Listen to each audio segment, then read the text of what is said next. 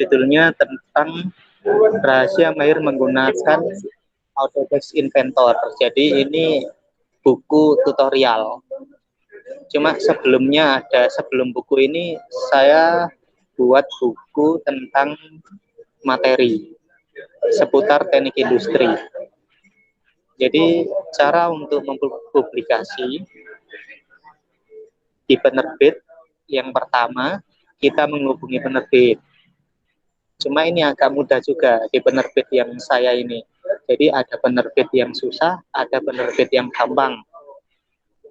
Kebetulan saya ke penerbit yang gampang. Jadi memang sudah saya anggarkan tiap 2 bulan itu saya harus terbit buku sendiri karena ini motivasi saya sendiri.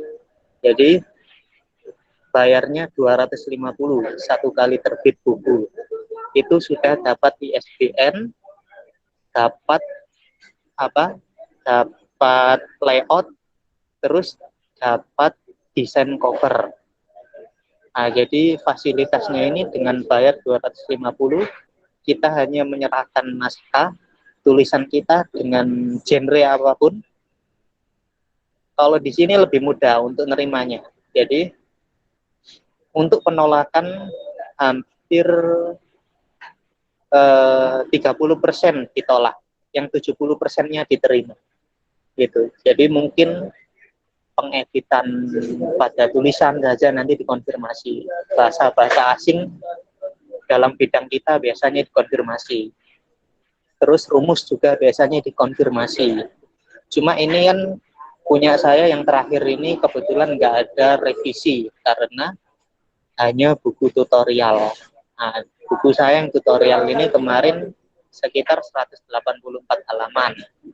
Dan ini bahasanya gampang dimengerti karena prospek saya itu mahasiswa dan umum. Jadi kebanyakan yang memakai buku saya ini pekerja. Kayak kemarin karena kaitannya, jadi saya kan itu ada usaha kursusan AutoCAD, kursusan gambar teknik. Nah, buku yang saya terbitkan ini ada kaitannya dengan kursusan saya, makanya sebagai modul lah begitu. Jadi bagaimana caranya bahasa saya ini nggak terlalu tinggi yang bisa dipahami oleh pekerja dan juga umum. Jadi sasarannya bukan hanya orang yang berpendidikan tinggi gitu, bukan hanya mahasiswa saja ataupun dosen, akan tetapi umum gitu. Jadi memang bahasa dalam menulis ini kita harus pertimbangkan juga. Mungkin nanti kalau teman-teman pengen menerbitkan buku gitu ya kalau misalnya nggak pengen repot, ya saya kasih link gitu. Karena ini juga masuk ke dalam hukum. Kalau misalnya teman-teman dosen, mungkin di sini sudah dosen ya, karena baru saja sore tadi buku saya sudah ditarik oleh prodi. Gitu. Jadi sebagai kayak itulah pengabdian gitu, pengabdian masyarakat. Cuma melalui penulisan buku itu. Jadi mungkin teman-teman lainnya yang mungkin dosen juga bisa sharing lah gitu. Mungkin itu aja, terima kasih. Kalau misalnya ingin nerbitkan buku ya monggo, ayo bareng-bareng saya kasih itu informasi mengenai penerbitnya. Ya, terima kasih. Oke, terima kasih Dayat udah sharing-sharing benar-benar inspirasi ya, udah beberapa buku dan itu pun bukunya buku non fiksi kan. Jadi sampai sekarang saya aja kayak makanya saya agak susah juga kalau mau ke fiksi gitu. Okay. Emang pada dasarnya orangnya monoton gitu. Enggak, maksudnya kan kalau yang fiksi mungkin nggak perlu teori-teori gitu kan ya. Kalau non fiksi ya, kan benar-benar harus jelas kevalidannya kayak gitu. Keren sih.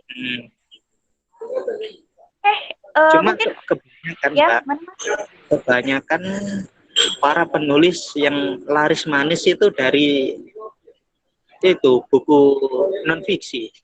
Iya emang. Buku fiksi. novel-novel Ya. gitu, cerita-cerita gitu kan. Malah yang itu apa?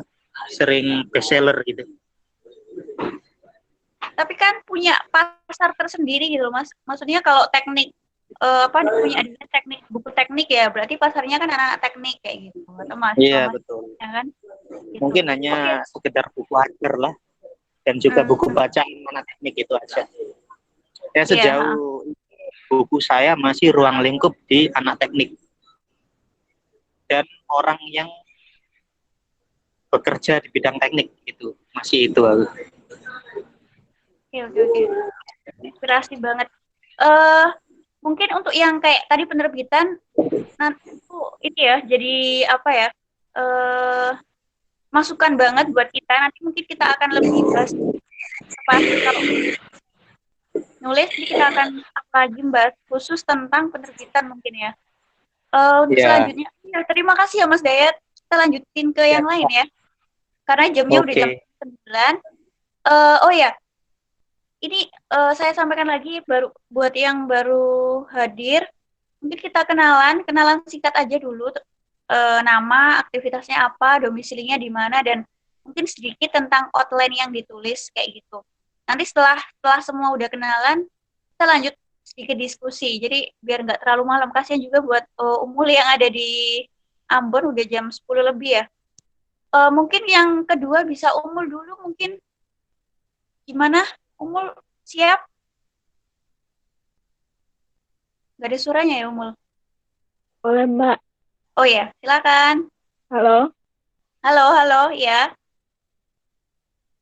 Ya, Assalamualaikum warahmatullahi wabarakatuh. Eh, ya, halo. Suara saya jelas nggak, Mbak? Jelas, jelas Ya, semua. kelihatan jelas, jelas, jelas. Halo. Halo, Iya, iya. jelas. Silakan. Nah, silakan. Ya, Assalamualaikum warahmatullahi wabarakatuh. Perkenalkan, nama saya Umul. Saya domisili Ambon. Masih jaringan saya jelek. Saya domisili Ambon. Baru balik ke Ambon tahun kemarin setelah 2 tahun lanjut di UI jurusan kesehatan lingkungan. Outline saya membahas tentang digital. Sebenarnya awalnya pengen bahas digital dikoneksikan sama kesehatan lingkungan, tapi setelah saya lihat setelah saya baca-baca referensi, kebanyakan kayak sifatnya kontroversi gitu. Jadi banyaknya ngebahas dampak negatif kalau ke sisi lingkungan, kesehatan lingkungannya. Maka dari itu saya pengen ngebahasnya berdasarkan kesehatan masyarakat. Jadi nggak cuman lihat dampak negatif, tapi bagaimana digital itu bisa berdampak positif, dan juga dampak negatif dari digital itu sendiri bisa bagaimana bisa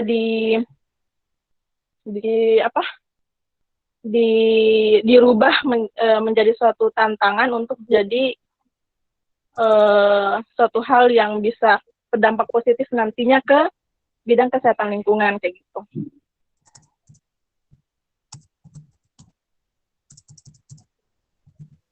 Oke, bisa. Oh ya, Umum tadi udah ini ya. Sekarang aktivitasnya di Ambon. Oh iya, aktivitas saat ini masih di rumah saja. Terakhir ikut proyek enumerator gitu, tapi abis itu sempat sakit beberapa bulan, jadi alhamdulillah sampai saat ini masih di rumah, belum belum belum apa ya kayak teman-teman yang udah mengaplikasikan ilmunya. Terus apa lagi ya? Itu aja. Teman-teman ada yang tanya ke Umul. Oh iya, Buat Umul, semoga udah sembuh kan tapi?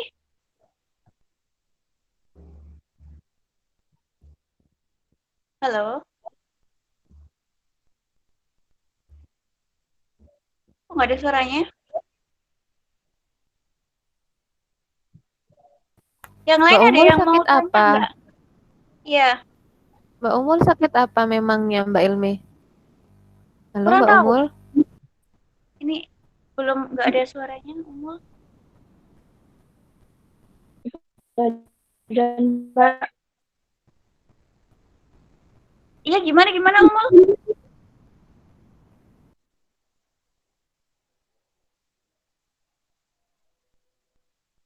Kayaknya sinyalnya di sana nggak susah. Halo Umul. mungkin Nggak ada.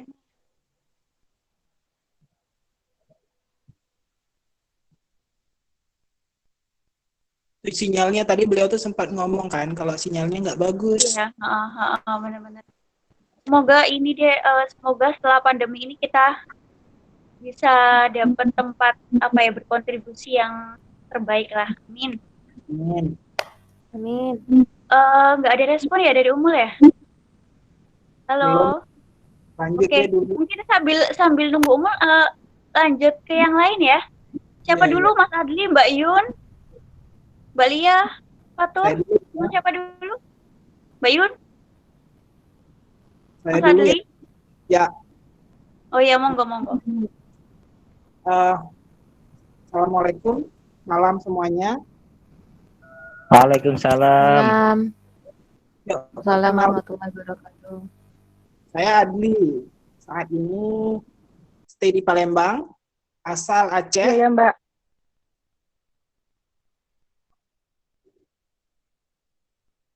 Ya, ya. Ya, Ya, kemarin Iya, boleh Allah lanjut. sempat sakit.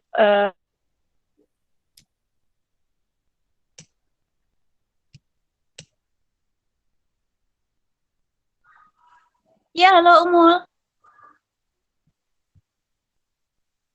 Sinyalnya agak susah kayaknya. Iya, iya, halo. Ya, gimana, gimana?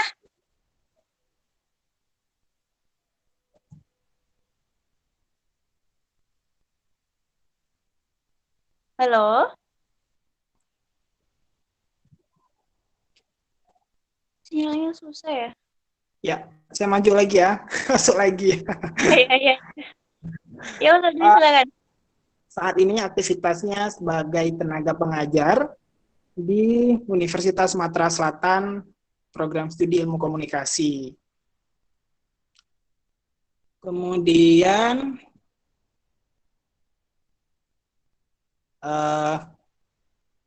kebetulan saya concernnya di komunikasi pembangunan.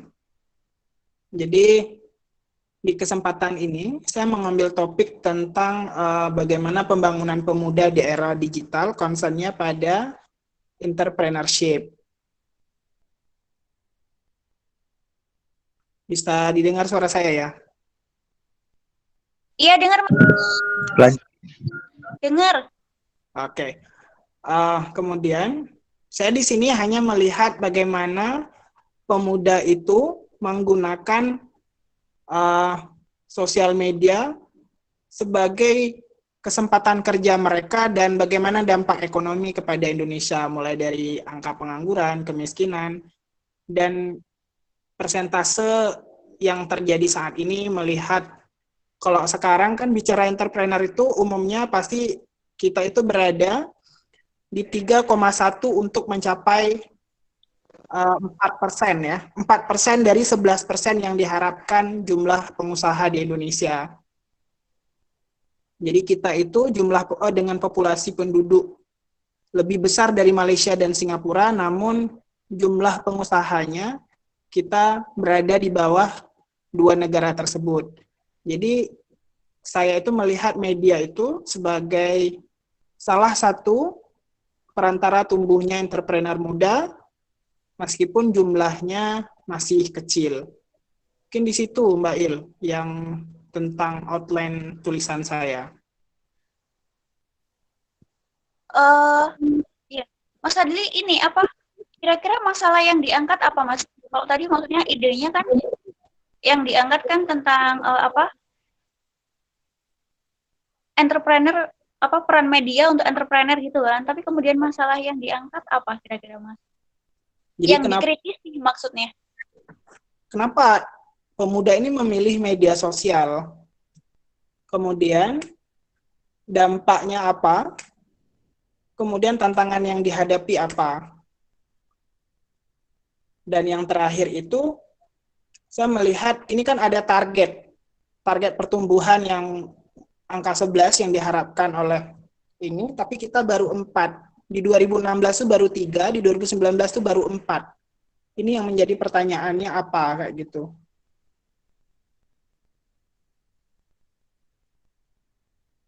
Itu sih Mbak Il, mungkin nggak terlalu mengkritisi ya, tapi melihat langkah strategis yang ada, mungkin ada yang bisa dikembangkan pada sisi mana yang bisa lebih ditekankan, kayak gitu saja. Oke, berarti lebih ke pengembangan sektor yang belum digali gitu ya, Mas ya? Iya. Oke, kira-kira yang lain ada yang mau tanya ke Mas Adli? Atau mau tanya punya anak berapa, Mas Adli? Monggo yang mau tanya. Atau mau ngasih masukan, saran terkait tulisannya Mas Adli? Gimana, Mbak Yun, Fatur, Mbak Lia, Umul? Ini tadi Ida mau join katanya, tapi kok nggak masuk-masuk ya? Halo? Itu mungkin itu dulu Mas mungkin. Adli bahasnya entrepreneur ya? Halo? Yeah. Oh ya, Mbak Yun. Ya, silakan Mbak Yun. Silakan Mbak Yun.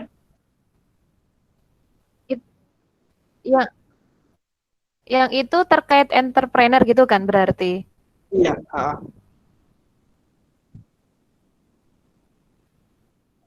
Nah, itu yang terkait entrepreneur ini nanti di bahasannya juga dikaitkan dengan pandemi COVID-19 ini enggak kira-kira?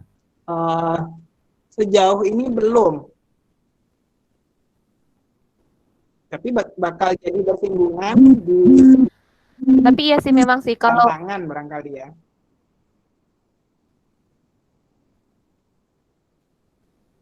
tantangan ketika nanti maksudnya entrepreneur itu sekarang pun lebih ke arah digitalnya gitu kan maksudnya berarti. Mas Adli. Oke, udah gitu aja dulu mungkin. Karena kan salah satu sektor yang saat ini tidak begitu berpengaruh ya Mbak Yun ya, dari beberapa sumber yang saya baca itu adalah media online ini untuk yang sektor jual beli itu kan.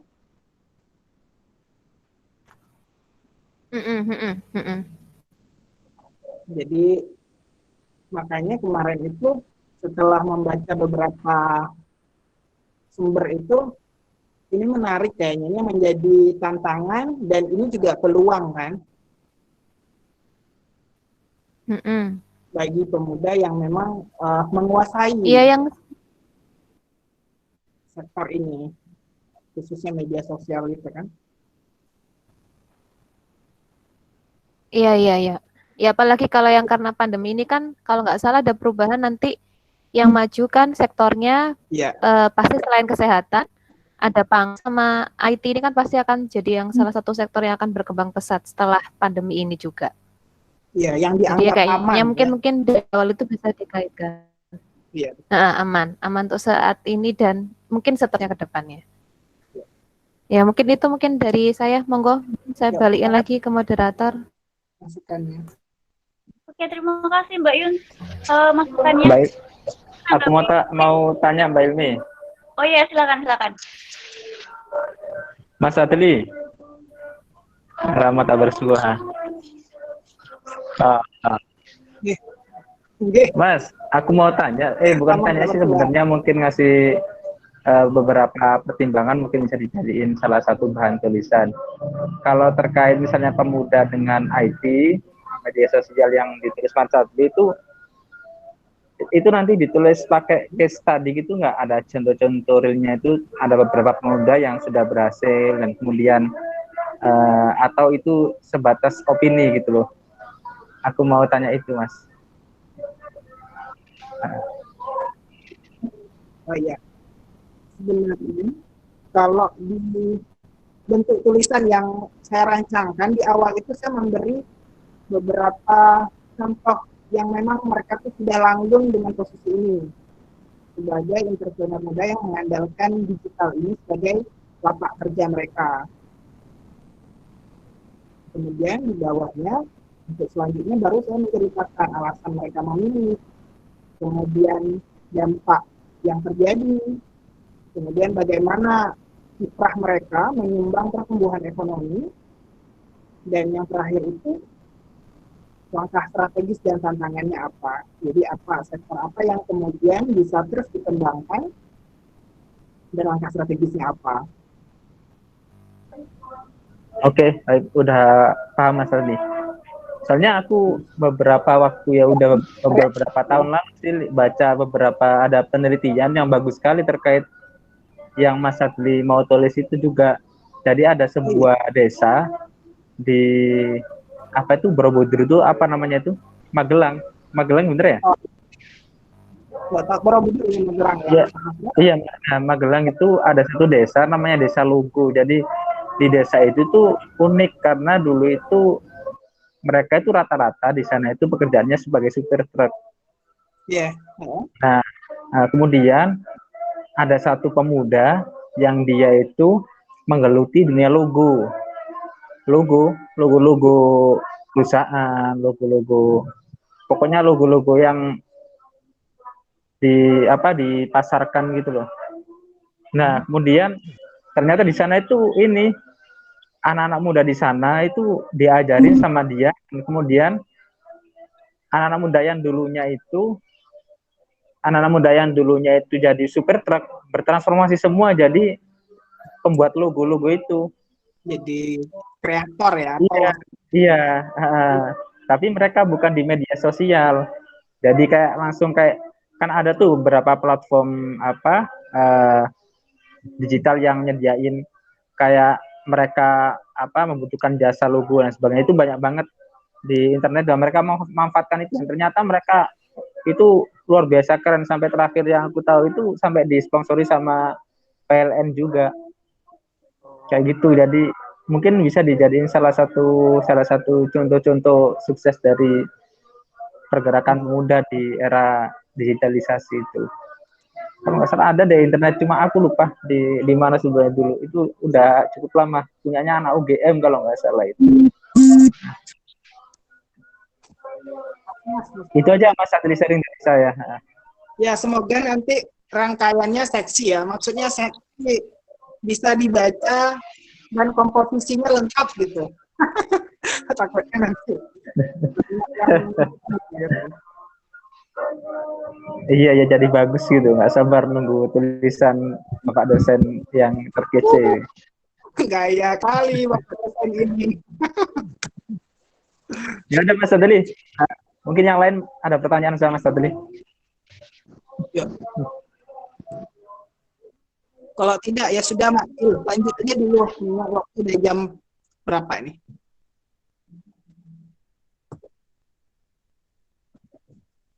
Halo Mbak Il. Halo ya, gimana Mas Adli? Bisa lanjut aja dulu, mungkin itu saja dari saya. Biar lebih cepat. Terima kasih Mas Adli. Oh iya, selamat datang buat Ida ya yang baru bisa join. Lanjut aja ya, kita biar lebih cepat. Siapa yang mau kenalan dulu ini? Mbak Lia, Mbak Yun, Fatur, Ida? Aku deh Mbak, boleh? Ya, boleh. Silakan Mbak. Oke, assalamualaikum. Yuk, terima kasih. Assalamualaikum warahmatullahi wabarakatuh. Assalamualaikum warahmatullahi wabarakatuh, Mbak Ida. Oh, Mbak Yun. Perkenalkan semuanya. Saya Simaria, biasa di sekarang saya misi Gresik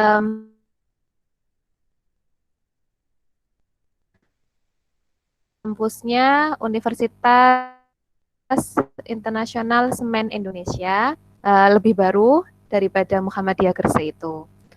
Nah, kalau apa ya, kegiatan aktivitas sehari-hari masih dosen, masih sangat baru, jadi sebenarnya sangat minim untuk dunia penulisan. Nah, untuk yang penulisan saya di sini mau minta sharing sama meminta saran dari teman-teman. Di sini adalah bidangnya terkait pangan. Nah, ada kalau terkait pangan dan digital, ini kemarin sempat saya share juga beberapa topik. Sebenarnya kemarin akhirnya coba jadi bagi saya adalah ketika kemarin sempat lihat statusnya Melly Guslow yang menyatakan update makanan buat buka gitu. Nah, jadi saya mau coba cari, sebenarnya masih cari bahan juga. Ini terkait food as identity. Jadi kadangkala identitas ke arah sosial sih jadinya. Jadi agak bingung. Ini mau ke arah yang food digital sebagai identity, itu opsi pertama. Jadi mungkin bisa dibahas sebenarnya tren pangan ini di dunia digital ini ternyata sampai bisa mengarah ke psikologi loh. Nah, psikologi mungkin ya terkait branding seseorang, dan sebenarnya saya masih agak takut nulis ini soalnya bukan bidang, cuman kepikirannya begitu. Nah, kalau yang kemarin awalnya itu saya pengen bahasnya yang terkaitnya itu adalah apa pangan terkait labelnya gitu. Jadi label pangannya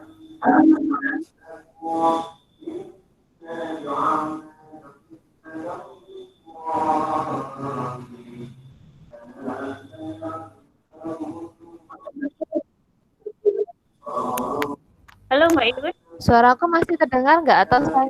Tadi halo? Tadi sempat nggak dengar, Masih sekarang terdengar dengar. suaranya? Mbak. Oke. Itu opsi pertama.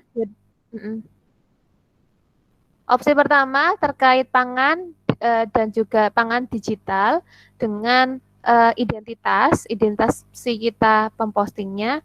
Yang kedua, ini terkait dengan pangan juga, lebih kepada food labelnya.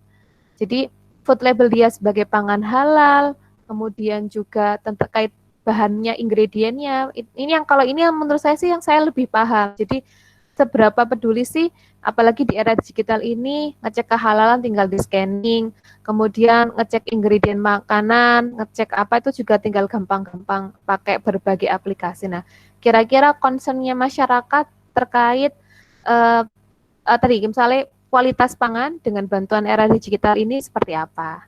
Ada dua opsi itu sih kira-kira. Kalau yang pertama sebenarnya menarik, tapi kalau kayaknya nggak sanggup, saya akan lari ke arah yang kedua. Atau mungkin dari teman-teman ada saran, monggo. Oke, terima kasih Mbak Yun. Oh ya, sebelum nanti saya buka, mungkin ada yang bertanya. Yang masalah tema yang pertama itu berarti ada hubungannya dengan psikologi, Mbak ya? Lah itu dia Mbak, itu gara-gara kemarin saya ada ide, cuman ya itu sebenarnya agak susah ya nulisnya, soalnya sejujurnya memang bukan anak psikolog kan, kayaknya teman-teman di sini yang anak-anak UI kayaknya lebih concern ke yang psikolog tadi kan. Ini kan lagi tren juga kayaknya setiap dikit-dikit update status gitu makan. Itu sih maunya, tapi kok kayaknya aku nggak bisa nulisnya. Tapi itu menarik loh Mbak, kayaknya siapa Fatur tadi sempat sharing ke saya terkait itu ya, tapi tadi itu dia terkait gym ya. Ada hubungannya nggak sih Fatur sama punyanya Mbak Yun yang pertama ini? Oh, ya Mbak Yuni, nggak konsepnya ya emang kayak gitu. Tapi kalau misalnya bahas tentang makanannya mungkin agak beda. Dan itu kemarin kan aku juga ngasih masukan di grup juga tentang itu kalau nggak salah Mbak Yun ya. Cuman memang karena mungkin belum nemu sumbernya nih, lagi nyari-nyari apa ya, jurnal kayak apa yang terkait itu, bahasa merangkainya nih belum, agak susah. Mungkin kalau yang punya sumber yang terkait itu apa ya, dia tadi ke arah psikologi, kepribadian yang terkait postingan atau apa, nanti bisa dikaitkan. Nanti mungkin baru tak kaitkan, oh kalau dia sukanya posting makanan berlemak bisa jadi dia gendut atau kurus atau sebagainya. Bilang gendut kurus Atau aku tahu habit-habit sendiri dia, gimana Mas. itu.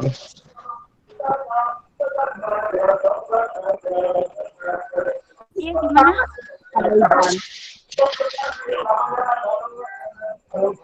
Mas Adi mau ini nggak, mau ngomong nggak? Ya, aku mau ngomong. Nggak dengar soalnya. Halo, Gimana Mas Adli? Oke. Halo, Iya, Mas silakan. Adi. ini saya berbeda dengan kawan-kawan UI ya. Saya lebih tertarik yang nomor 2 yang soal social campaign itu. Jadi kan mayoritas Muslim Indonesia itu sekarang kan kayak terperangkap oleh media ya, yang dengan makanan kayak pokoknya semua label makanan baik itu hotdog itu kan rasanya elegan ya. Tetapi apakah mereka tuh mempertimbangkan kehalalan dan lain sebagainya kayak gitu, itu kan seperti Mbak singgung tadi itu justru kayak minim orang sekarang bisa itu kan untuk mengakses hal itu kan. Saya justru tertarik di situ karena kan Indonesia itu mayoritas pasarnya Muslim kan. Iya, Muslim. Yang kayak brand menu-menu luar negeri itu misalnya kayak ada Yoshinoya apalagi tuh yang istilah kalau udah masuk situ restonya pasti kita tuh bakal keren di atas 180 derajat kayak gitu. Iya. Oke, terus? Saya melihat itu sebagai bentuk social campaign bahwa kita itu juga bisa hanya memikirkan keren, tapi kita tidak memikirkan identitas kita. Jadi kita di situ sudah mengikuti tren, tapi kita abai terhadap sumber dan asal ya. Mungkin saya lebih tertarik ke situ, nggak tahu kenapa. Oke, Mas Ati, kebayang. Iya. Ya, nanti Atau mungkin ini ya. Bayun, aku ada ide nih. Boleh di-share nggak? Apa Mas Bayun? ini? Boleh. Kayaknya menarik juga itu. Aku kepikiran terkait karena kan musim corona kayak gini itu kan terkait ketahanan pangan. Nah, ketahanan pangan itu kan dulu pernah pas rezim Orde Baru itu kan kita pernah krisis moneter tuh. Nah, kemudian sebenarnya kenapa Indonesia itu nggak tumbang-tumbang? Salah satunya kan karena kita punya ketahanan pangan yang cukup lumayan pada waktu itu. Nah, ketahanan pangan dari tingkat lokal kayak di desa yang masih swasembada itu dulu itu sangat seksi di mata dunia gitu loh kalau Indonesia. Tapi sekarang kan udah mulai tergerus seiring digitalisasi dan sebagainya. Nah, itu juga kayaknya menarik deh. Terutama kalau misalnya musim corona ini kan dolar lagi naik-naiknya nih. Nanti juga bakal sedikit banyak pasti ada resesi gitu. Mungkin itu ada pengaruhnya juga terkait ketahanan pangan nasional ke depannya. Kayak gitu, jadi lebih ke gimana sih ketahanan pangan ini kemudian ketika berada di era-era krisis seperti ini, apa sih yang bisa dilakukan masyarakat ketika mengalami masa-masa krisis seperti ini. Itu juga kayaknya menarik deh, Mbak Yun. Menurut orang-orang pangan seperti apa itu? Itu sih, Mbak Yun. Ini lebih ke arah, misalnya ini, sebentar aku bayangin kalau Mas Fatur ini, Mas Yani berarti kan ini kayak lebih ke bagaimana menjaga kestabilitasan pasokan pangan di desa ataupun kota terkait supply chain-nya, atau bahkan mungkin kalau di masyarakat yang kecilnya, kalau nanti udah dapat makanannya, bagaimana cara menjaga biar dia tetap awet di tengah PSBB gitu-gitu kan ya? Iya, kurang lebih gitu. Jadi gimana sebenarnya kayak ketahanan pangan itu benar-benar bisa sukses kalau dilakukan dari tingkat bawah, dari desa gitu, dari pelosok-pelosok gitu punya swasembada sendiri gitu. Nggak tahu siapa, mungkin terlalu besar ya. Kalau menurut Iya sih, itu memang itu juga banyak lebih ke arah ada beberapa aturan apa politisi aturan pemerintah nanti ada ikut ada bahasannya kalau aku bayanginnya sih ada aturan-aturan yang juga ikut terkait ke dalamnya. Tapi ya kebayang sih gitu. banyak ya sebenarnya. Halo Mbak Yun. Iya. Kenapa Sabri? Kalau ini keren banget, misalnya kan baru dapat instruksi presiden dalam minggu ini kan untuk harap kepada petani itu tetap eksis gitu. Karena salah satu untuk Indonesia aman secara pangan sekarang itu produksi pangan. Instruksi presiden dalam minggu ini loh, banget. Dan ini dibicarakan oleh teman-teman Faperta umumnya. Fakultas Pertanian pada umumnya. Semakin bingung. Masukan. Iya sih. Itu juga ngefek tadi nyambung ke yang pernyataannya Mas Fatur tadi kan, yang terkait kalau semuanya dipaksa PSBB, ketahanan pangannya stop nih kita, nggak bisa swasembada lagi nih kalau kayak gini. Maka perlu regulasi dan juga teknik-teknik lainnya sih. Oke, boleh deh, boleh. Nanti coba kita rangkai yang ketemunya yang mana. Ini gemuk jadinya, kayak punya saya ketika masukan banyak, mana yang lebih prioritas, bingung, terus dimakan semuanya. Jadi posisinya nggak seksi lagi. Oke. Mbak Yun mau tanya, Mbak Yun ya, background-nya apa ya? Maaf tadi nggak dengar. Maksudnya nggak lagi keluar. Background-nya pangan ya? Iya, aslinya pangan lebih ke arah nutrisi, gizi sama lain gitu. Iya sih, menurutku bagus sih ide yang tadi, karena kan kayaknya kebanyakan dari kita sebagian ya lebih kayak bicara teknologinya di media sosial, padahal teknologi itu kan luas ya, bukan bahasa komunikasi aja. Kayak teknologi kita sebenarnya udah sampai tahap mana sih di pangan kita. Terkait dengan corona penting banget kalau kita tuh punya sistem kesehatan gitu setiap negara, terus kayak kalau pangannya gimana di Indonesia, terus teknologi yang udah ngedukung seperti apa gitu sih, biar kayak warna-warni aja. Oh, lebih tambah lagi nih. Oke, baik Mbak Ilmi. Ya sih, nggak sebatas media sosial tadi. Ya, yang pertama itu soalnya mirip-mirip sama aku juga sih. Saya nggak nyinggung tentang upload makanan atau gimana. Nggak, tapi kan aku lebih ke perilakunya kan. Jadi kayak lebih, ya maksudnya ada nyerempet ke situnya kenapa orang kayak ngepost terus kayak mengubah orang identitasnya kayak gimana itu. Tapi nggak pure kayak gitu juga sih. Maksudnya kayak biar ada sisi lain aja, nggak di media sosial aja gitu. Gitu sih di teknologinya. Oh, ya Mbak Ilmi. Iya sebenarnya yang topik satu itu jujur yang kalau aku tadi itu memang tadi itu bisa bersinggungan, cuman memang agak aku sendiri lebih kurang dapet di situ. Tapi kalau misalnya udah di Mbak Ilmi sampean udah di Kamalia nggak apa-apa. Nanti bisa kembangkan yang lainnya. Tadi kan ada sekitar tadi ada 4 ide kan tadi. Ya itu bisa mungkin juga nanti ditambahin juga nanti. Gitu kayaknya. Makasih ya Mbak Lia ya. Apa-apa loh, maksudnya sama juga. Kalau pengen sharing kali ini maksudnya, gambarannya kalau dari teman-teman yang bidangnya begini, itu begini. Yang dari saya kan ada tambahannya begini. Nanti coba, ya memang tugasnya penulisan tadi, mendengarkan, membaca berbagai sumber, lalu mencoba menuliskan ulang dalam satu pikiran yang baik. Oke, udah ya. Oke, mungkin Mbak Ilmi saya telepon, monggo yang lainnya. Terima kasih semuanya. Terima kasih.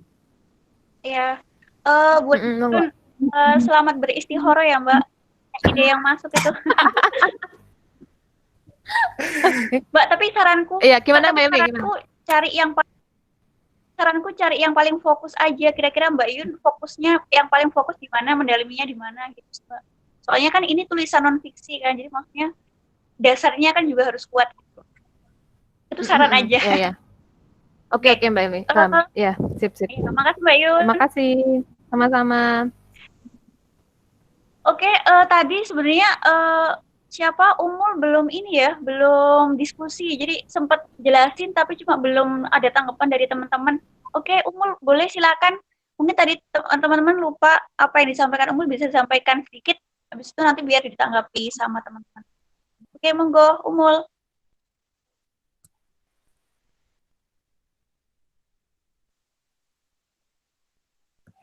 Halo? Halo Iya, Umul. silakan. Terus putus, Mbak. Ya, halo. Oh ya, silakan Umul. Jelas nggak, Mbak? Ya udah Ya, jelas, jadi udah jelas. tulis. Oke. Jadi di tulisan yang akan saya bahas nanti itu lebih fokus ke bagaimana peran digital ke kesehatan masyarakat. Sebenarnya awalnya tuh pengen ngambil kesehatan lingkungan, cuman beberapa referensi yang saya baca itu mostly kayak lebih ke dampak negatif. Jadi lebih ke kayak bersifat kontroversi seperti itu. Jadi saya memilihnya belok ke kesehatan masyarakat biar lebih lebih lebih apa nggak cuman dampak ke kesehatan lingkungan kayak gitu.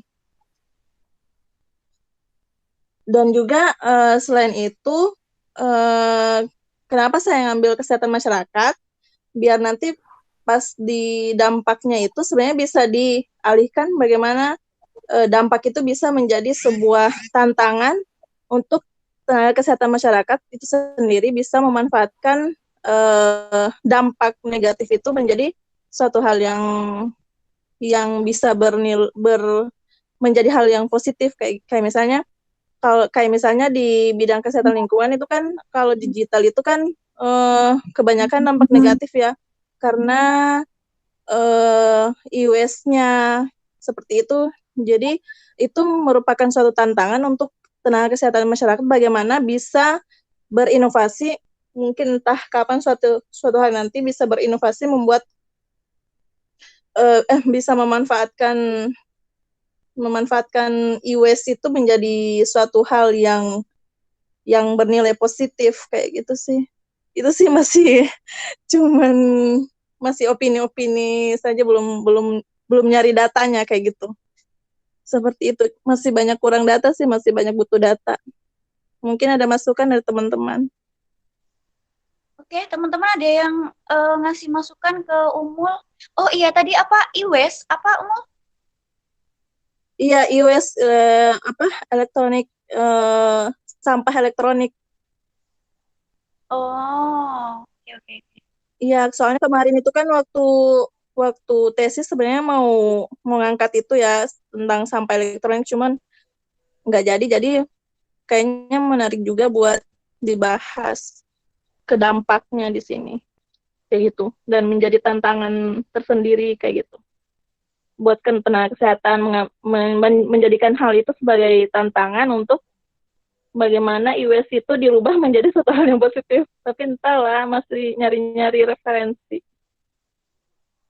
Oke. Teman-teman ada yang menanggapi? Kira-kira? Mbak Umul mau tanya. Sampah elektronik itu maksudnya gimana ya?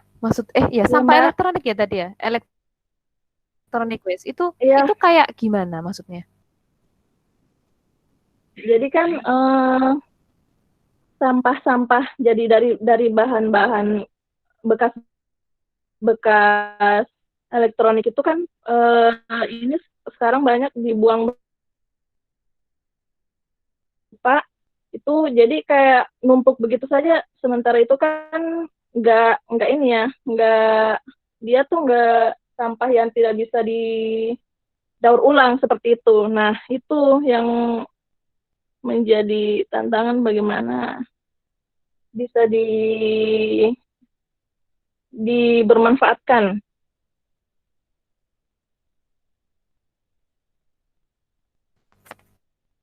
Maksudnya berarti kayak golongannya produk-produk IT kan, termasuk ada komputer, HP, laptop gitu-gitu berarti ya. Iya, Mbak.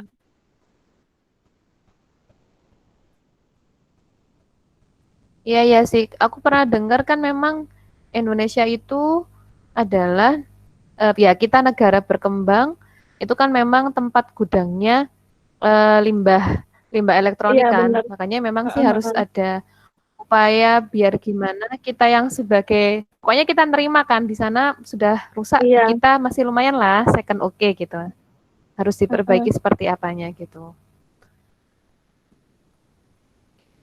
Iya Ya sih, itu tapi juga sih aku bisa nggak tahu sih, jadi masih belum bayang sih peraturan, kalau kita kan masuk ke peraturan kali ya.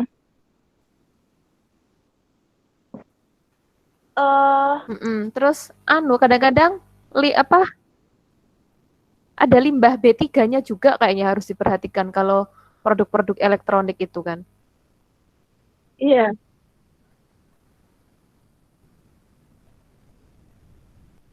Halo Iya, Mbak Mbak. Umul.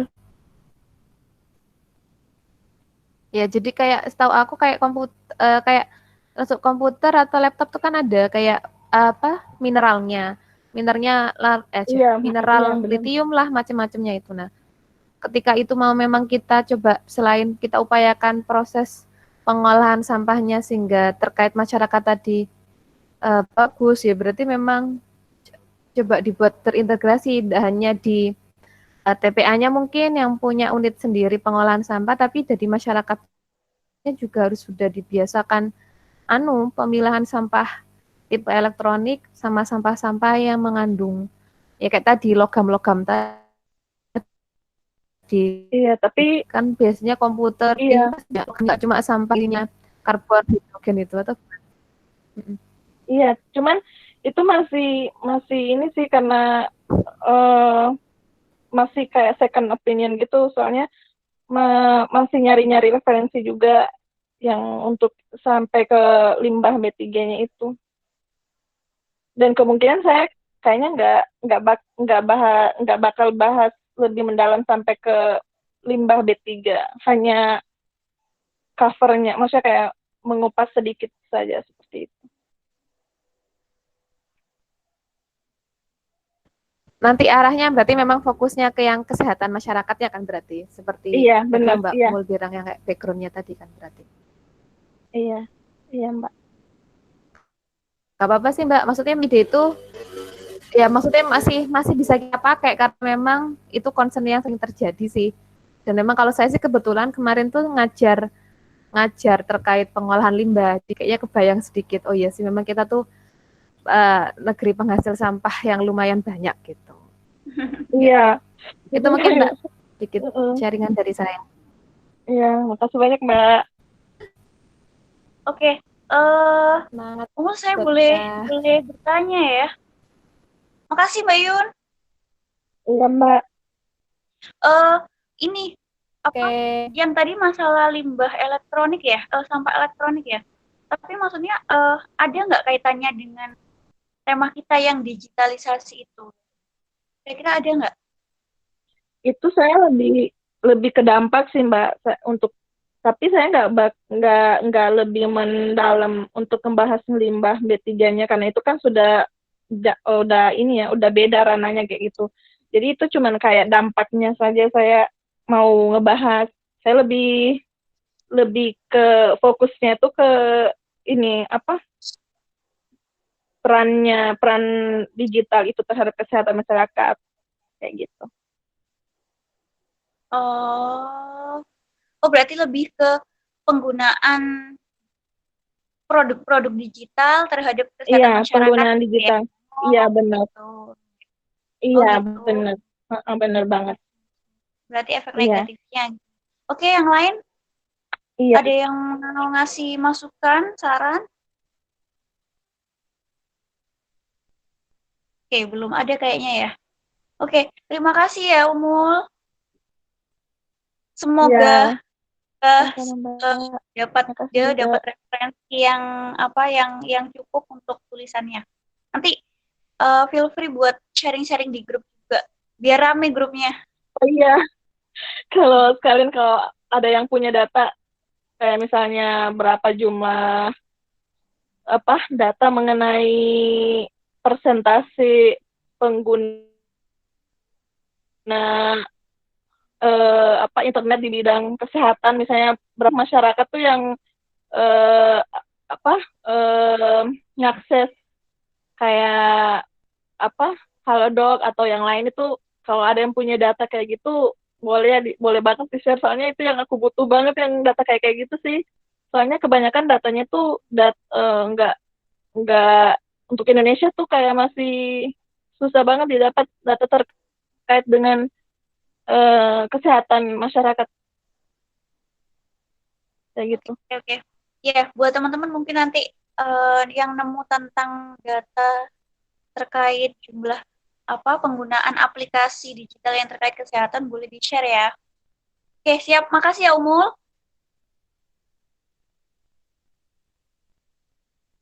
Sama Mbak. Ya. Oke, kita lanjut ya. Udah mulai malam soalnya. Monggo, tinggal Mbak Lia sama Fatur. Monggo silakan yang mau perkenalan dulu. Siapa? Fatur, Mbak Lia? Aku ya. Aku dulu. Enggak ah. Ya, aku dulu. Aku ada dulu. Ladies first. Barengan juga nggak apa-apa. Enggak. Duet boleh ya? deh. Enggak usah. Ya udah. Enggak, woman first. Oh, ladies first. Ayo, Mbak Lia boleh monggo silakan. Tua banget. Apa perkenalan dulu ya? Ya. Ya. Silakan Mbak. Ya, selamat malam teman-teman. Kenalin, nama saya Kamalia. Sibukannya saat ini saya masih kuliah di Psikologi UI. Terus selain kuliah ngajar sih, tapi nggak ngajar full gitu. Bukan ngajar kuliah ya, belum jadi dosen, belum lulus. Apalagi, udah itu aja ya kegiatan sehari-harinya ya. Paling rebahan sama Zoom call sama anak-anak sama teman-teman sekelompok tugas kuliah. Terus rencananya aku bakal menulis tentang sebenarnya kan ini biar masuk ke backgroundku di psikologi dan lagi pengen banget gitu bahas tentang happiness. Kali aja kalau nulis happiness bisa happiness beneran dalam diri. Lah enggak ya. Nah, ya gitu tentang kebahagiaan di dunia digital. Jadi sebenarnya ini cuma kayak topik besar aja sebenarnya, terselubung di dalamnya itu pengen bukan ngingetin ya, sharing tentang kesehatan jiwa kita terhadap dunia digital yang nggak bisa kita lepas gitu dari genggaman tangan kita. Jadi memang arahnya ke media sosial sih. Jadi awalnya itu pengen aku tulis perspektif atau bayangan kayak bentuk kebahagiaan tiap tahap kehidupan manusia itu dari zaman dulu sampai zaman sekarang tuh seperti apa sih? Apakah dengan kita masuk ke dunia digital, dengan dunia yang serba maju itu bisa membuat kita lebih bahagia gitu, lebih kayak gitu. Tapi kayak pertanyaan itu pun juga belum terjawab kan sama para ahli sampai detik sekarang. Jadi kayak nanti setelah memberikan stimulus pertanyaan kayak gitu, kayak dimasukin di era dunia digital sekarang ini banyak orang yang make terus. Terus juga kenapa orang tuh bisa intinya di dalamnya itu kenapa orang tuh bisa senang dan gak bisa lepas dari gadget gitu. Karena memang di beberapa penelitian memang udah ditemuin kalau orang tuh bahagia dan senang gitu. Tapi bentuk kebahagiaannya tuh seperti apa sih? Kenapa orang bisa senang gitu ketika dia ngepost, ketika dia mendapat likes. Ya, pokoknya seperti itu. Terus tapi di dalam itu setelah aku ceritain media sosial dan relatednya sama happiness, tapi di situ aku juga cantumin sisi lain di media sosial.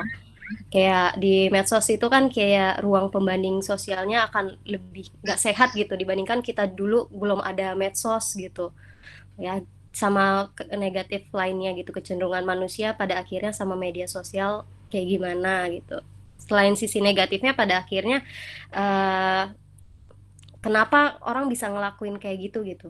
Nah, intinya di penutupnya kayak bukan tips trik sih, kayak gimana sih seharusnya kita bijak gitu dalam memilih dalam melakukan perilaku di media sosial. Punya boleh karena itu kan emang era kita ya, tapi gimana caranya itu bisa sehat, nggak sampai kita kita tuh sampai nggak inget waktu kan kalau masalah kepo gitu di media sosial, YouTube. Sebenarnya ini cerita tentang diri sendiri, kenapa aku bisa kayak gitu gitu. Tapi itu dijelasin dari sisi psikologi, terus juga aku suka juga ya dari sisi biologi juga sedikit gitu. Karena di psikologi juga kan cerita tentang kayak hormon-hormon kesenangan tuh yang keluar apa sih, dopamin. Tapi secara bahasa umum kali ya, karena aku kan juga bukan anak biologi tapi lebih umum aja gitu sebagai pengetahuan tambahan. Ya ditutup gitu gimana caranya kita bisa menggunakan media sosial yang nggak sampai mengganggu kesehatan jiwa kita. Ya, gitu. Selesai. Menarik. Biar nggak sakit jiwa. Oke, terima kasih Mbak Lia. Iya. Itu sangat makjul banget BTW. Karena kita semua ya kayak.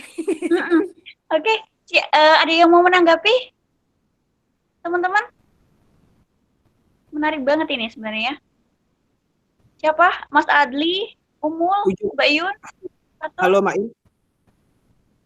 Iya, silakan Mas Adli. Komennya ya kayak nyindir semua kayak gitu ya, apalagi bicara Maslow nanti di dalamnya kan. Bagaimana kita tuh butuh apresiasi, butuh ini kan media sosial tuh sesuatu banget ya. Orang bikin betah lama ya gara-gara di komen, dikasih lope-lope cak itu kan. Sebenarnya nggak Maslow sih, ada salah satu bukan temannya Maslow tapi pakai perspektif yang berbeda. Kalau Maslow kan kayak umum ya, digunain sama ekonomi, digunain sama kita, tapi ada salah satu teori sosiometer namanya kayak lebih ke self esteem sih, harga diri kita, kenapa kita mau ngeposting biar kayak bentuk penghargaan kita tuh pada saat zaman media sosial tuh udah berubah. Kenapa kok orang bisa sampai khawatir gitu tentang banyaknya likes, kayak harus diperiksa lagi siapa yang ngeliat nih view-nya, siapa yang berapa banyak likes-nya gitu kan, kayak kenapa itu mempengaruhi semua, dan itu ngaruh kebahagiaan kita di dunia nyata padahal itu di dunia digital gitu. Itu semua ya.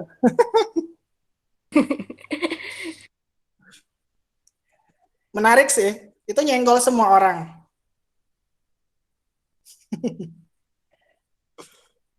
Oke, Mas Adli ada masukan atau saran atau gimana? Nggak ada, saya suka aja sih. Iya, idem saya juga suka Mbak, lanjutkan. Nanti saya nggak sabar buat membaca soalnya. Soalnya barusan tadi saya update. Oke, nggak ada lagi nih yang ngasih masukan nih. Mbak Lia, aku mau tanya dong. Oh ya, silakan. Tuh, siapa tuh?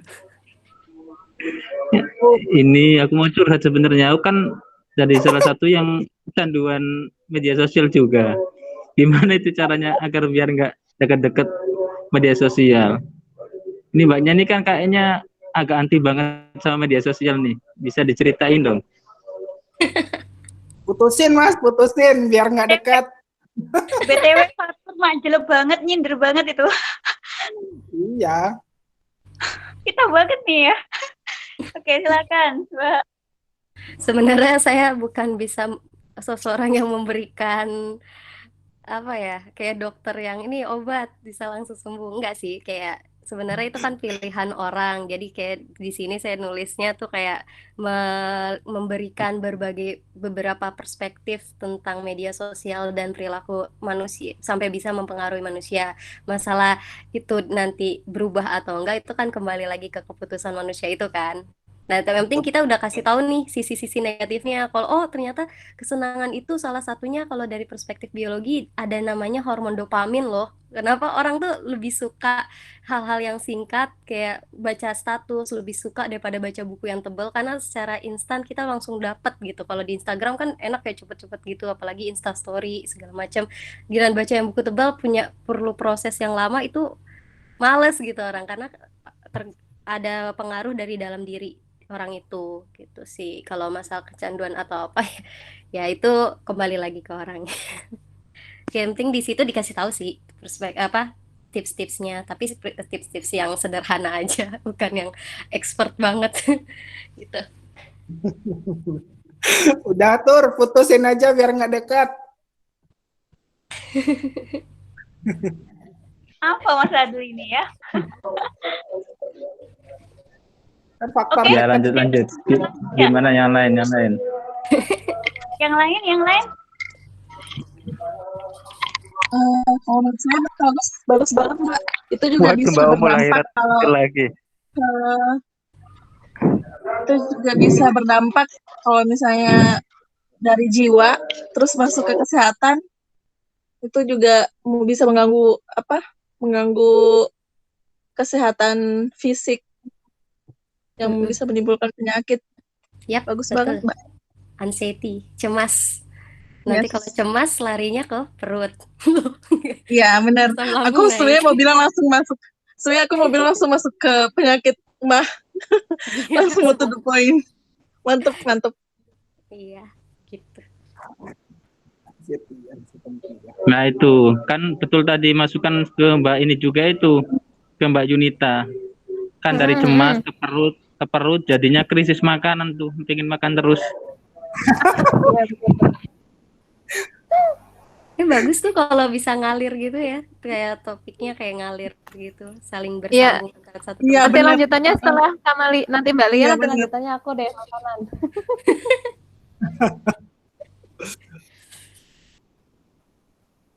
Oke, ada lagi nggak?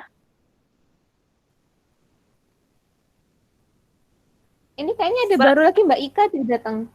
Oh udah iya, keluar lagi ya. Tapi Oh iya, keluar belum. lagi kayaknya. Mungkin belum connect Mbak, masih connecting mungkin. Tadi Mbak Ida. Oke, Mbak Lia ada yang disampaikan lagi? Sudah cukup. Oke. Terima kasih teman-teman. Ya, sama-sama. Oke, yang belum Fatur ya? Fatur. Silakan Fatur. Ya lo, bukannya Mbak Ilmi juga belum ya? Oh iya, saya Operator. No. Aku dulu. Ya, silakan. Pakai kenalan dah, kan udah kenal semua. Boleh pede kayak gitu. Nggak, mungkin ada yang mau kenal lebih loh. Kayaknya kalau ketemu Fatur juga belum tentu aku kenal di jalan. Udah lupa bertahun-tahun.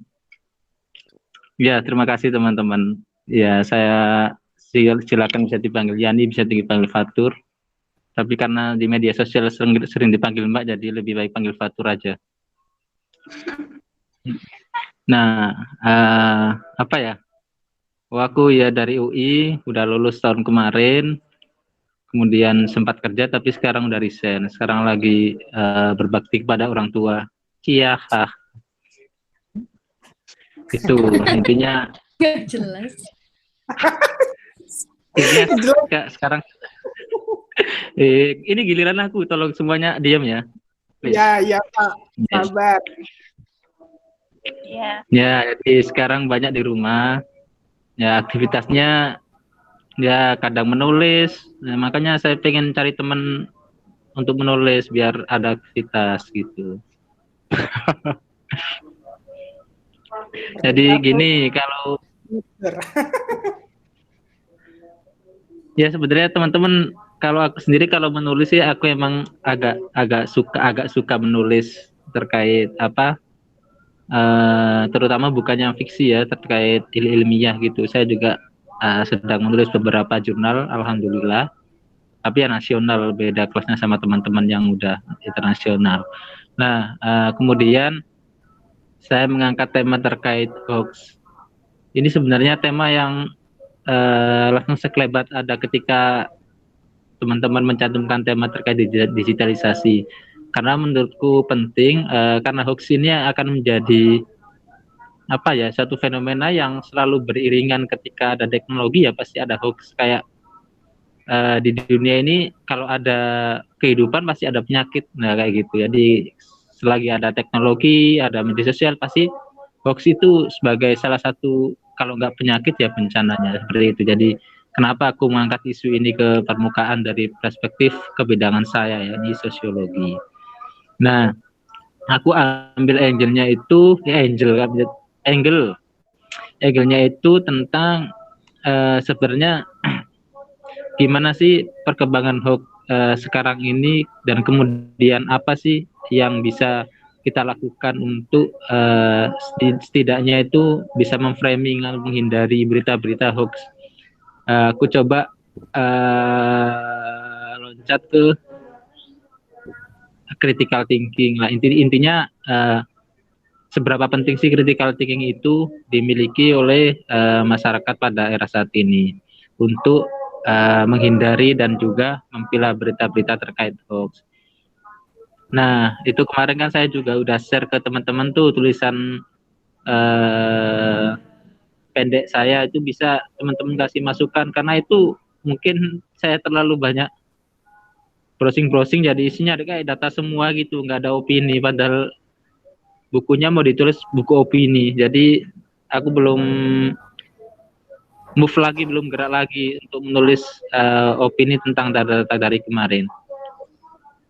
Nah, mungkin sebenarnya hoax ini kan pasti kita semua pasti pernah menjadi sasaran hoax. Mungkin teman-teman ini pasti banyak ide terkait hoax itu enaknya digimanain, atau sebenarnya hoax ini penyebabnya apa sih, itu mungkin teman-teman lebih berpengalaman dari saya. Mungkin teman-teman bisa ngasih masukan atau sanggahan. Boleh, silakan teman-teman semua. Itu saja dari aku. Mbak Ilmi, kembali ke sampean. Oke, terima kasih Fatur. Oke, monggo yang lain ada masukan buat Fatur atau saran, kritik? Hujatan juga boleh, hujat gak apa-apa. Mas Adli live ya? Oke. Gimana? Iya, kayaknya live, nggak tahu. Kalau Mas Fatur yang hoax ini itu tentang beritanya atau aplikasi penangkalnya atau gimananya nanti? Oh ya, terima kasih Mbak Yunita. Yes. Sebenarnya bukan aplikasi penangkalnya, karena kalau menurutku kalau hoax itu emang nggak ada penangkalnya kecuali buat badan siber kayak gitu yang emang itu tugas negara. Sebenarnya lebih di sini ke perspektif gimana sih perspektif sosiologi dalam melihat hoax gitu. Nah, salah satu perspektif sosiologi di sini yang aku angkat itu critical thinking. Jadi gimana sih agar kita sebisa mungkin itu bisa terhindar dari hoax, itu upayanya kayak seperti apa. Nah, di kerangka framework yang kemarin aku bangun itu coba aku kasih beberapa ide. Yang pertama aku membahas terkait pentingnya critical thinking di era digital. Kemudian terakhir itu semacam kayak saran gitu sih, kalau misalnya untuk mengurangi untuk memberikan penyadaran ke masyarakat atau edukasi terkait hoax ini, alangkah baiknya kalau semacam pendidikan digital, bukan pendidikan digital, literasi digital itu dimasukkan ke kurikulum pendidikan sejak dini gitu. Jadi selama ini kan sepertinya ini yang sebatas yang aku tahu itu emang kita tidak ada literasi digital di SD, SMP. Itu paling kita diajarin gimana menggunakan teknologi, gimana membuat aplikasi, tapi kita tidak pernah dikasih pemahaman gimana sih sebenarnya berita yang valid itu seperti apa. Itu belum pernah lah. Itu menurutku penting untuk dimasukkan ke kurikulum pendidikan. Itu bagian dari rekomendasiku sih yang dituliskan. Itu sih Mbak Yun. Mungkin berarti bisa nanti dikasih masukan. Iya sih, maksudnya ya memang itu yang sebenarnya nggak cuma literasi digital, manusia Indonesia sendiri itu kita kebiasaan untuk menyaring dan menyebarkan, menyaring informasi, menelaah, membaca dengan benar sebelum akhirnya mendapatkan simpulan dan sebelum diposting itu jarang. Kita langsung ada apa langsung blast. Itu sih yang juga maksudnya yang terjadi saat ini. Kalau nanti itu ditambah terkait literasi digital juga boleh, tapi menurutku sih nggak perlu nunggu SD, bahkan mungkin di pendidikan keluarganya. Soalnya sekarang kayaknya anak-anak pun mulai, bahkan anak prasekolah aja kan sekarang udah bisa pegang gadget loh, walaupun sekedar hanya pencet-pencet YouTube. Maksudnya mungkin dari peran orang dimulai dari pendidikan orang tua terkait nanti mulai mengenalkan gadget itu apa, nanti baru maksudnya nggak sampai di sekolah doang sih, bisa sih dikembangkan. Ya mungkin nggak terlalu bahas di dalam sih, tapi bisa dimulai dari pendidikan keluarga yang mungkin anak nggak bisa kita no gadget nggak bisa mungkin, tapi bagaimana mengelola tadi nanti kalau sudah SD dipelajari tadi membaca tadi literasi digitalnya seperti apa, sampai mungkin nanti kalau udah bertahap, kalau ngomong pendidikan loh ya, nanti baru ke yang skala besarnya ya, nanti berarti dia menyebarkan informasinya gimana cara menulisnya dan sebagainya. Mungkin ya mungkin seperti itu kayaknya. Oke, bagus sekali Pak Yun. Itu kemarin nggak sempat terpikirkan, ternyata ya sebenarnya bagus sekali kalau misalnya dimasukkan tidak hanya ke aspek formal peraturan gitu kan, kurikulum, tapi juga ke lingkungan-lingkungan informal, ke keluarga, itu mereka punya peran penting. Itu bagus. Nanti coba aku rangkai kembali deh, kayaknya bagus. Nah kemudian tadi sebenarnya pertama itu aku pengen bahas tentang budaya kan, pas aku buat skema itu. Nah tadi yang dibilang Mbak Yun itu sebenarnya itu jadi alternatif juga kemarin pas awal-awal aku menulis kerangka itu, tentang kenapa sih kita suka blast gitu, maksudnya suka bagi informasi, suka kita belum memahami isi udah share dan sebagainya. Itu sebenarnya kemarin juga sempat jadi salah satu alternatif dan udah menemukan beberapa bacaan. Nah salah satunya itu kita sebenarnya di masyarakat Indonesia punya budaya berbagi yang tinggi gitu loh, apapun gitu. Nah tapi di sisi lain kita punya literasi yang rendah. Nah gap antara keduanya itu menjadi salah satu aspek kenapa hoax di Indonesia itu mudah menyebar, terutama bagi orang-orang yang berpendidikan rendah seperti itu. Oh iya, itu ketemu tuh. Pemberian berbagi dan literasi rendah akhirnya menimbulkan hoax. Udah bagus tuh kayak kerangkanya Mas Toto. Latar belakangnya itu nanti udah bagus nanti ketemu latar belakangnya. Nanti kalau aku bahas semua banyak banget tuh.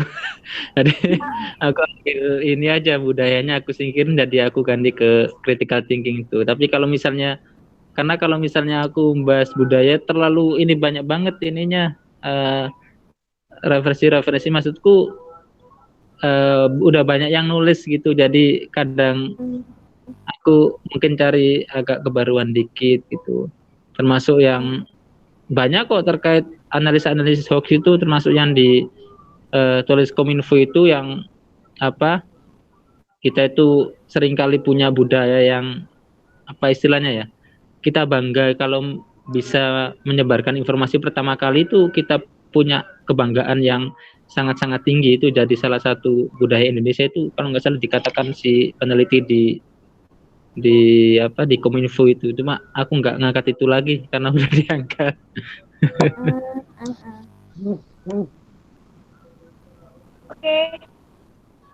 Oke.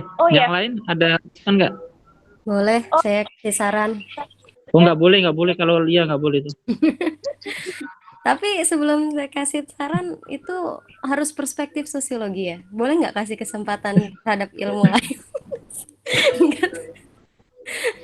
Nggak, jadi gini, tadi buat bantu alurnya masuk ke critical thinking, sebenarnya tadi bagus tentang bahas tentang hoax, tapi ada satu yang miss di awal. Jadi sebelum kasih tips, tadi bagus tuh penyebab ya terjadinya hoax. Itu bagus sih, maksudnya bridging ke critical thinking, tapi sebenarnya kalau untuk ke bridging atau nyambungin ke critical thinkingnya itu, bahasnya sebenarnya bagusnya itu adalah proses berpikir.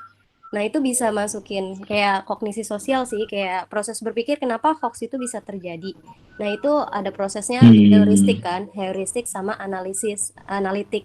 Jadi bisa digambarin di awal kenapa orang bisa kemakan hoax atau gimana. Baru nanti kan ternyata manusia tuh punya dua cara berpikir loh, ada yang heuristik, ada yang analitik. Ya, kenapa orang bisa kena hoax? Karena memang itu dasar yang kita punya, heuristik. Jadi cara berpikir cepat gitu, ngambil yang cepat tanpa itu diproses panjang. Jadi dijelasin juga setelah itu ada analitik. Nah, salah satu yang analitik caranya adalah critical thinking. Jadi kayak sebelum masuk sih, jadi kayak biar enak aja gitu.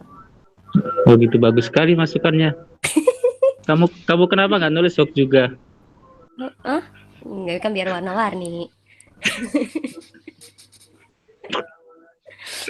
Oke, sip, bagus itu. Aku baru kepikiran alur baru kalau ada itu. Nanti coba aku bikin sebab lagi lah. Enggak, maksudnya biar masuk ke critical thinking-nya enak gitu. Kenapa Jadi kan bejek-bejek waktu bejek-bejek masuk ke situ. Iya ya, kan untuk bridgingnya itu kayaknya bagus dibuat sebab baru lagi gitu. Jadi kenapa orang banyak kan yang di latar belakangku itu kan masih sebenarnya gambaran terkait data-data penyebaran hoax, belum sampai ke penyebab itu tadi. Nah kalau misalnya itu dimasukin, kayaknya aku buat sebab dikit gitu terkait kenapa masyarakat Indonesia kecenderungan untuk termakan hoaxnya itu tinggi, itu penyebabnya ABC. Itu ternyata secara teoritis psikologi itu kita punya dua sisi cara berpikir loh gitu. Itu kayaknya perlu dimasukkan subbab gitu loh, satu subbab sendiri yang bahas itu. Ya, bukan orang Indonesia aja ya, itu universal. Maksudnya cara berpikir manusia itu umum, bukan orang Indonesia. Tapi kalau misalkan masukin budaya Indonesia tadi tuh yang masukkan Nita juga oke. Iya.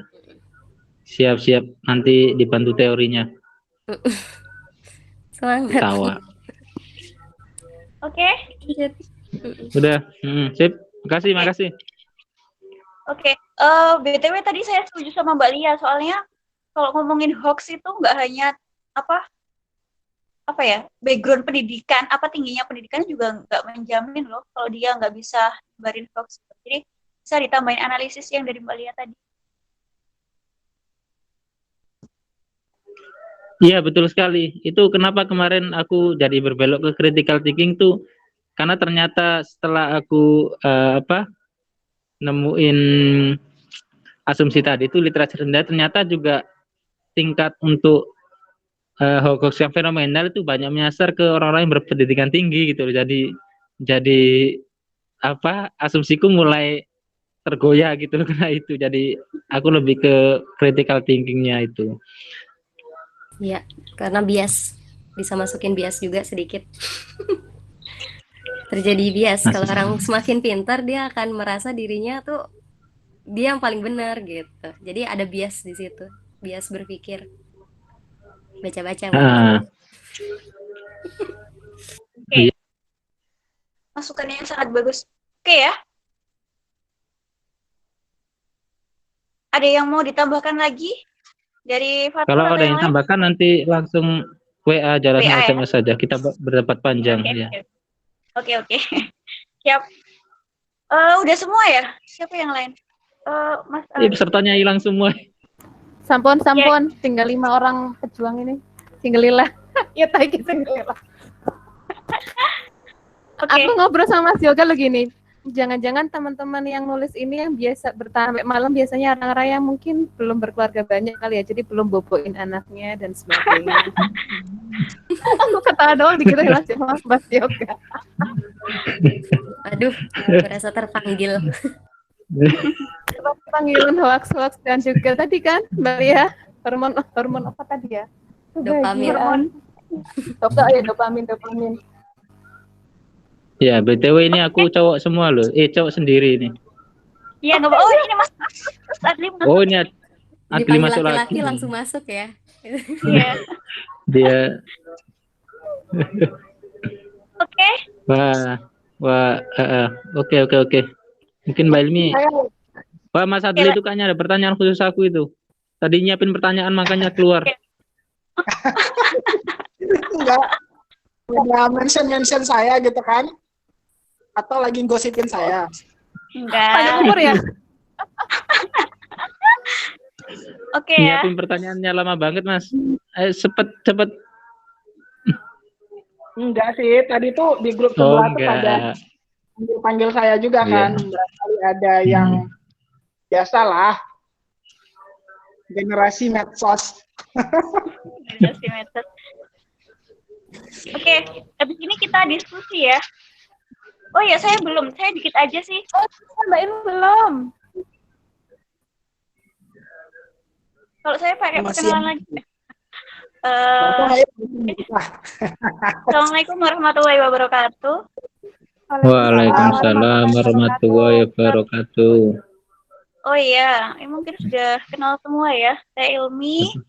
Sekarang domisilinya di Gresik, terus aktivitasnya di rumah, bantu-bantu ngajar di Unmar, tapi masih belum pengajar tetap kayak gitu. Di proyek penulisan ini saya mencoba mengangkat tentang kuasa media sosial hubungannya dengan penegakan hukum. Sebenarnya ini bukan pembahasan yang berat sih. Itu kayak saya mengambil contoh-contoh kasus kayak gini. Biasanya kalau dulu kalau kita kena tilang, ya udah kena tilang aja kan. Kalau sekarang udah ada HP, udah ada video, orang-orang bisa memvideo apa ketika ada orang melakukan pelanggaran gitu kan. Tapi kemudian setelah video itu disebarkan, itu nanti efeknya apa gitu. Maksudnya akibat hukumnya apa. Ini kayak contoh-contohnya kayak siapa dulu ibu yang kena malpraktek di rumah sakit itu siapa? Prita ya? Prita. Iya, itu terus sama Baik gitu kan. Sebenarnya dia benar gitu. Tapi cuma mungkin karena caranya yang mungkin kalau dihadapkan pada hukum yang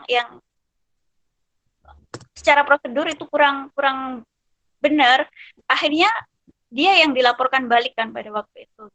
Jadi sebenarnya kayak lebih ke penggunaan sosial media antara positif dan negatif. Jadi kayak positifnya biasanya ada sesuatu pelanggaran terus tiba-tiba viral gitu kan.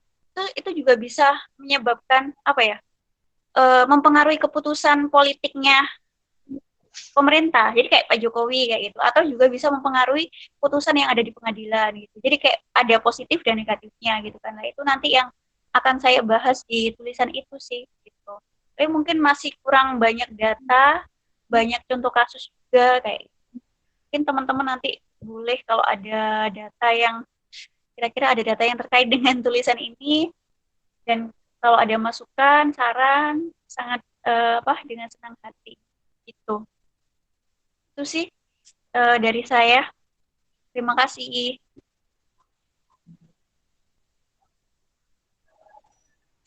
Oke. Udah dari saya.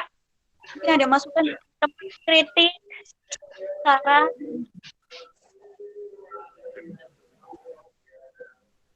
Mas Adli itu mau tanya, kayaknya mau tanya Mas Adli. Pokoknya udah makan ya, mau beresin. Oh, mic-nya udah dibuka, aku pikir mau tanya. Oh iya. Enggak, biar bisa nyeletuk sih. Makanya diaktifin mic-nya. Dengar Mas Adli? Biar bisa nyeletuk, makanya diaktifin mic-nya.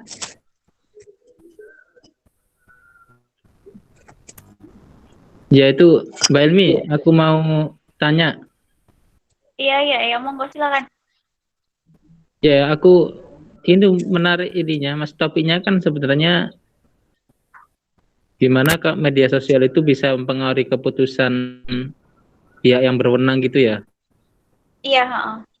Nah, iya karena emang kasusnya beberapa tahun ini kan emang apa yang viral itu kayak lebih dulu untuk ditanganin gitu loh kasusnya. Kecenderungannya seperti itu karena faktanya kayak gitu. Iya. Nah, itu kalau data aku nggak tahu, tapi secara hukum kayaknya juga bagus dipoles, dikasih aspek-aspek psikologis itu. Mungkin itu Mbak Lia tuh bisa ngasih saran. Kenapa orang ketika tertekan itu dia bias gitu loh. Keluar biasnya itu apa hanya karena takut atau kayak emang itu sebagai naluri manusia gitu. Nasib naluri manusia. Siap. Itu pembahasan yang menarik itu Mbak Lia, bisa dibantu. Tapi mungkin terlalu lebar ya. Saya banyak bahasnya soalnya, jadi agak bingung mau fokus kemana kayak gitu. Oh, Mbak Lia keluar. Oh, Mbak Yun keluar juga nih. Ini orang-orang pada keluar nih. Oke, kita lanjut diskusi aja kali ya. Atau mungkin kalau ada saran ke saya. Ya. Oke ya. Oke, ada.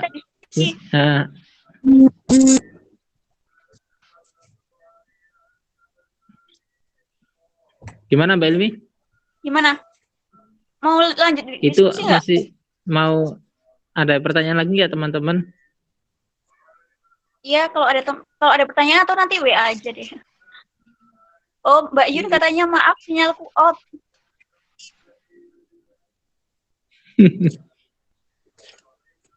Bentar.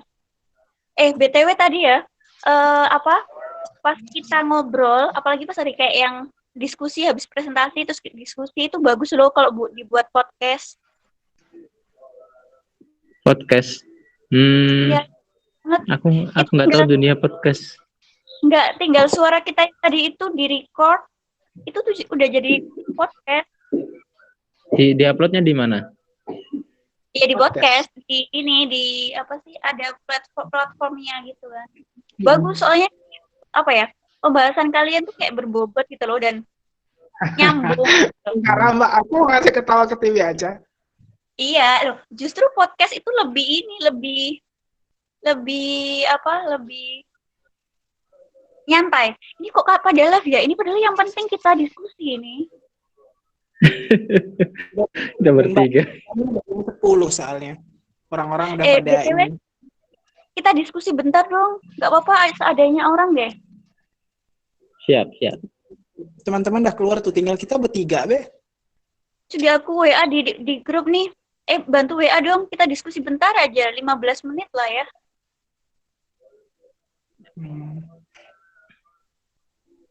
Diskusi Apa maksudnya di sini apa? Enggak, maksudnya gimana? woro-woro ke di WA buat masuk sini bentar. Tadi yang kayak Mbak Yun, Mbak Lia, atau mereka lagi ini ya? Ya kayaknya lagi ada kegiatan lain kali, Mbak. Atau di-share di ini aja. Di teks saja. Iya, di teks, tapi kita bahas dulu bentar ya di sini, terus nanti kita share di teks biar dapat masukan dari teman-teman.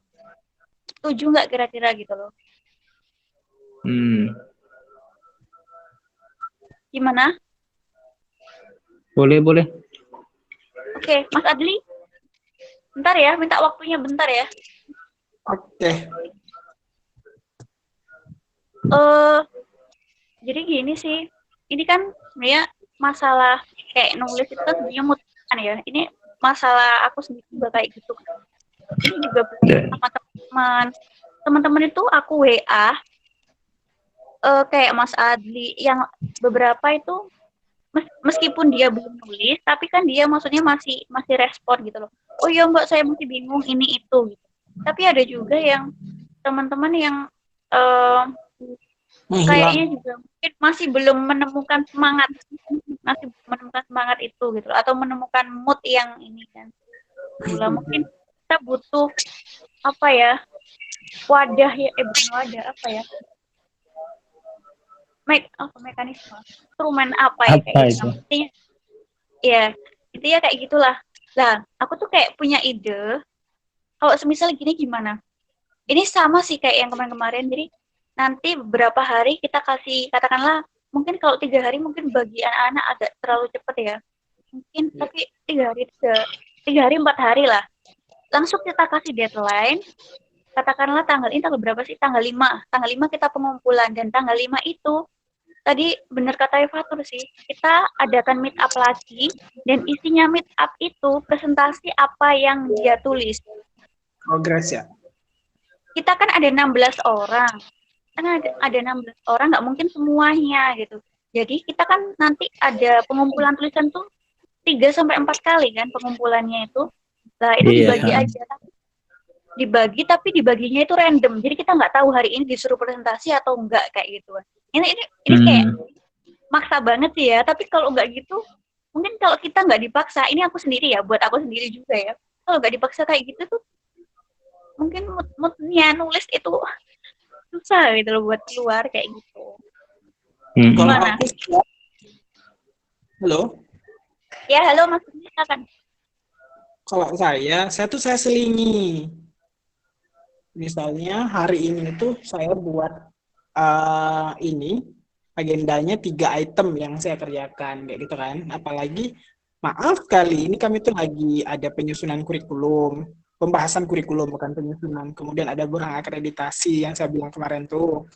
Kemudian ada juga beberapa ya biasalah tulisan pura-pura kayak gitu kan yang dikirim media kecil itu.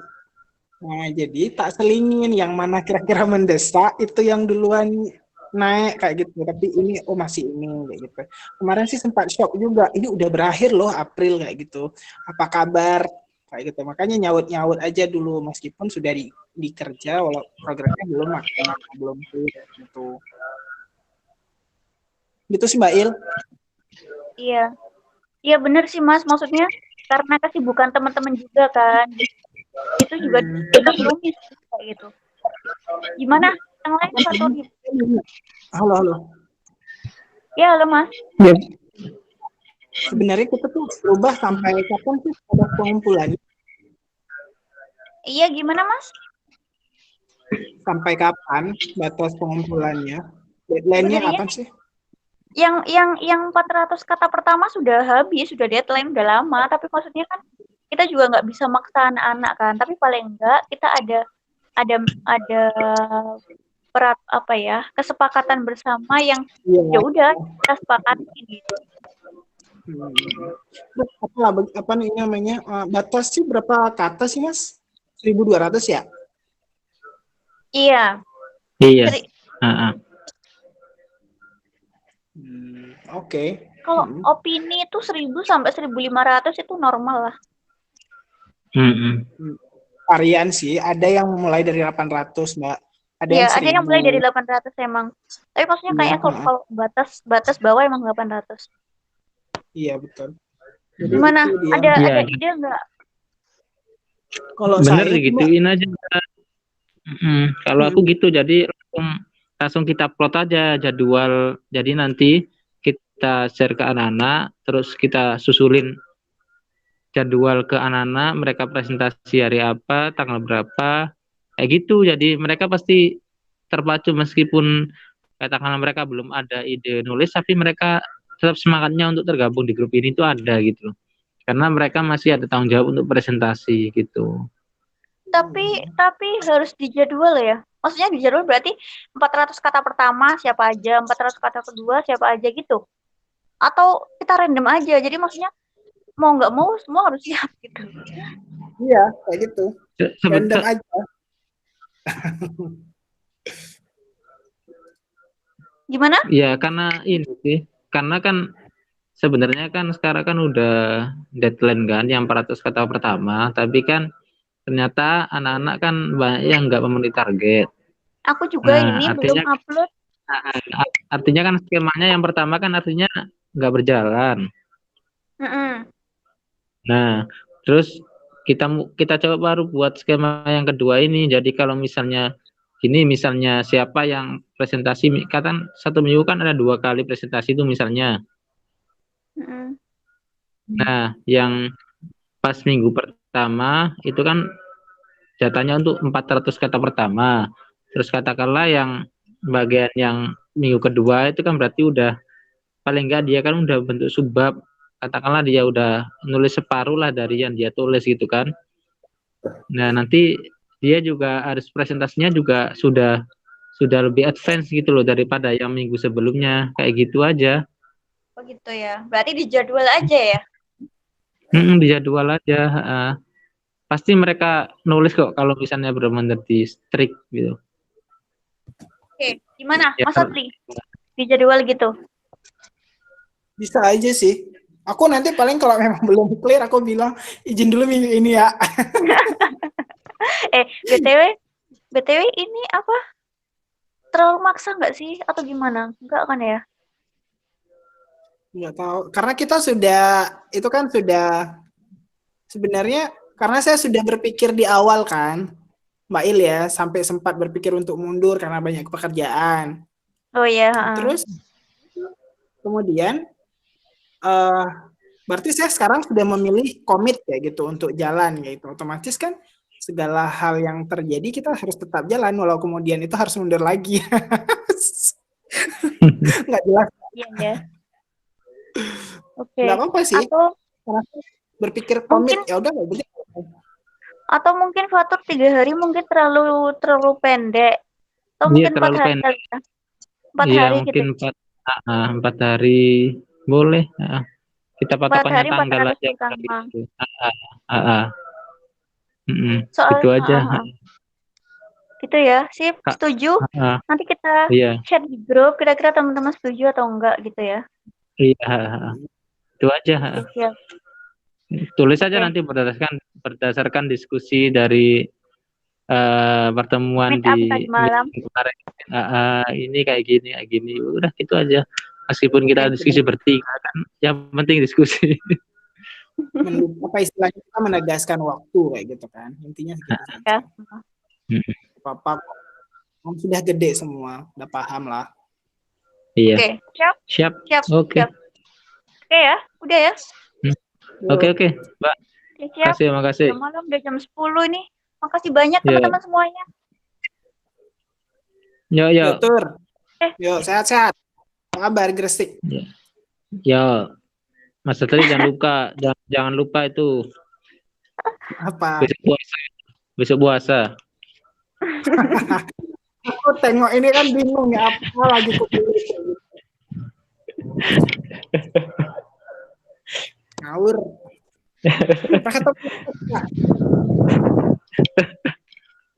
Pernah ketemu Mas Teguh nggak? Kenapa? Pernah ketemu Mas Teguh? Teguh ngajak di ini. Teguh ngajak di Tuban. Nggak pernah ketemu. Oh, nggak pernah ketemu. Kan ada Mbak Ina di sana. Iya kan PSBB, Mas. Aku kesana. Iya, Pak. Kalian PSBB juga? Iya. Sama aja. Malah tingkat desa. Tiap keluar desa dicek. Diceknya cek apa? Cek panas apa cek waras? Cek ronsen.